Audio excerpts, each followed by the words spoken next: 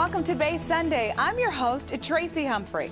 FYI, if you miss one of our shows, don't worry about it. They're all archived on the internet, and you can find us on Facebook, Twitter, and we're also on YouTube.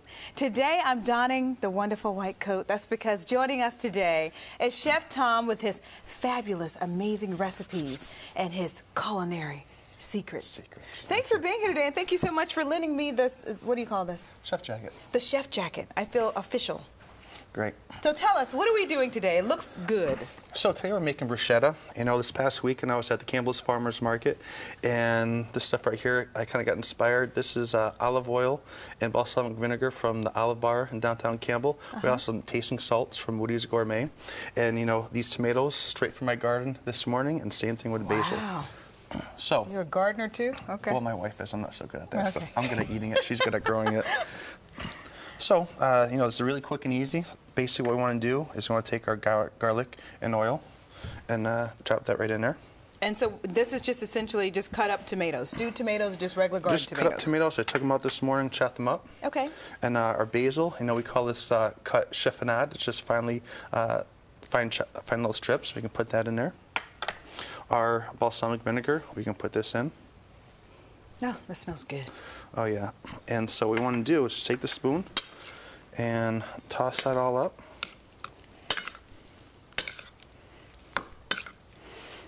Smells good. Oh, yeah. Make sure it's all nice and mixed in. It takes a couple seconds. And normally, I would let this sit for about 20-30 minutes. To let everything marinate? Yeah, let everything marinate, but we have some samples already done. So the next thing we want to do is we want to take our bread. Now, to make this bread, this is just a basic baguette, and I put a little olive oil in there, and I grilled this morning. And you want to take your clove of garlic, and you just want to kind of... Now, what does that do? Why would I do that? It's kind of like sandpaper right now, because this is very coarse, and so put the garlic over it, kind of gets garlic flavor infused into it. So put these down. We'll do 3 or 4 of these.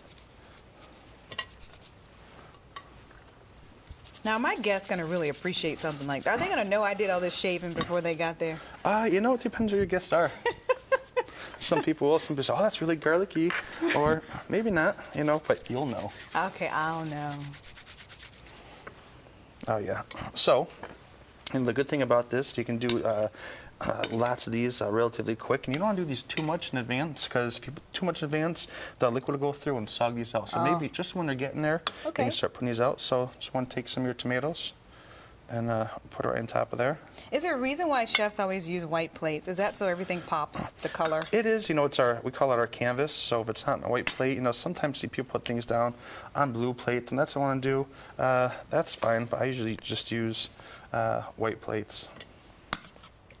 Now, what are these in the front? Like, these are other, it looks like ground pepper and sea salt, or... We're going to get that in one quick second here. So what we do is, this is our shaved Parmesan cheese. So we're going to put a little bit of this on each one of these guys. Why'd yours so pretty? Did they teach you that in school too? That it has to be pretty? It was an extra class. And we have the chiffonade of basil. It's just like finely chopped basil. It's a fancy word we use to make everyone feel really weird. It's chiffonade basil. It doesn't make it taste any better. It's just hey, it sounds basil. good. Sounds fancy. It does.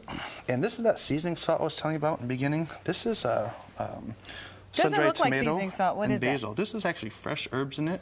This is something from Woody's Gourmet. It's kind of his new product. His family's been doing it for many years. He just started putting out. Oh yeah, taste it. That's good. Yeah, that's pretty nice, huh? Now, we don't have a lot of time. How do I eat this without ruining my lipstick? Sorry, I can't help you with that. Everything I cook, yeah, you just got to put it in there. One shot. Don't try to eat in 2 bites. Just throw it down the throat and be done with it. It'll be fine. So I have a quick question right before we leave. Is there a way to keep any of this for the next day? I hate when I make a whole lot of stuff and I have all this extra stuff and I want to use it the following day. So as long as you don't put it on the bread, you're all set. Once on the bread, this will all it'll soak out, become really soggy. So if you're going to save for the next day, just only put as much